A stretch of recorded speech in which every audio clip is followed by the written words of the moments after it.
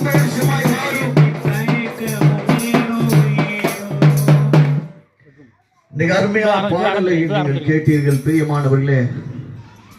இன்னும் ஏன் தாமதம், இன்னும் ஏன் தாமதம் என்று இன்னைக்கு அநேகர் இயேசு கிறிஸ்துவை பற்றி இந்த பகுதியில் சொல்லி இருக்கலாம், நீங்களும் கேட்டு இருக்கலாம், நான் முடிவெடுக்காம இருந்திருக்கலாம், இயேசுவை பற்றி இன்னும் அதிகமாக அறிய ஒரு முடிவு எடுக்காம இருந்திருக்கலாம். நம்முடைய வாழ்க்கையில அநேக முடிவுகள் எடுக்கிறோம்.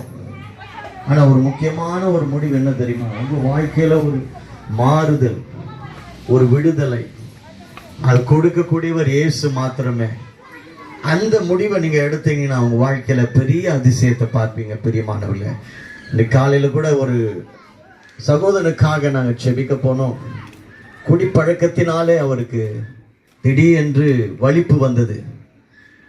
குடிப்பழக்கத்தினால வலிப்பு வந்து கட்டில இருந்து திடீர்னு விழுந்து முதுகு தண்டு பகுதியில் அடிபட்டு அவருக்கு சர்ஜரி பண்ணி படுத்த படுக்கையா கிடக்கிறாரு. அந்த வீட்டுக்காரம்மா கிட்ட கேட்ட, எதனால இப்படி ஆச்சு, அப்படி பிரஷர் இருக்குதா, பிளட் பிரஷர் இருக்குதான்னு கேட்டா, இல்ல, எந்த பாதிப்பும் இல்லை, மூளையிலையும் எந்த பாதிப்பும் இல்லை, குடிப்பழக்கத்தினால அவருக்கு இந்த வலிப்பு வந்தது என்று சொன்னார்கள். படுத்த படுக்கையா கிடக்கிறார், கண்ணீரோட இருக்கிறார். அவர்கிட்ட நான் சொன்ன ஒரே ஒரு காரியம், ஐயா, குடிப்பழக்கத்திலிருந்து விடுதலை கொடுக்கிறவர் இயேசு கிறிஸ்து மாத்திரமே.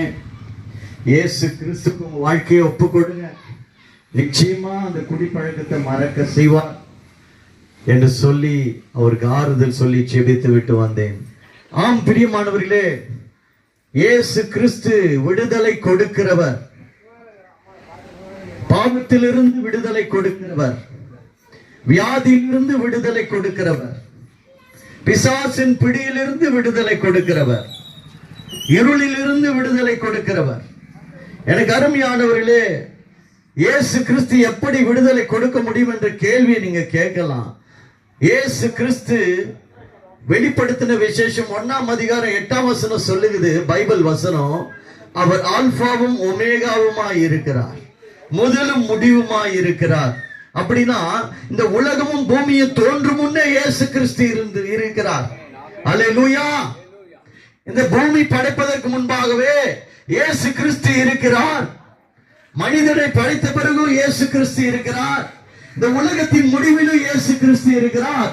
அப்படி என்றால் இயேசு கிறிஸ்துக்கு ஆரம்பமும் இல்லை, முடிவும் இல்லை. எனக்கு அருமையான சகோதரனே, சகோதரியே, உங்களுக்காக தம்மையே துறந்து 2000 ஆண்டுகளுக்கு முன்பாக